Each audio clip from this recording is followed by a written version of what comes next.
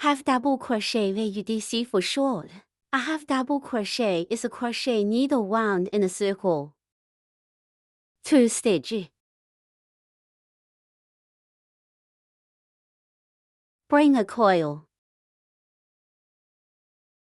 Now there are 3 coils on the crochet hook. Crochet with a coil. Take all 3 of these coils. This one is a half double crochet. It's a half double crochet stitch.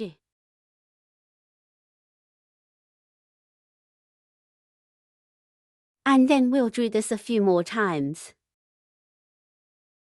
Make a loop of the crochet. Crochet through the stitch. Bring a coil. Now there are 3 coils on the crochet hook. Crochet with the second coil. Take all 3 of these coils. That's a half double crochet. And then we'll do this a few more times.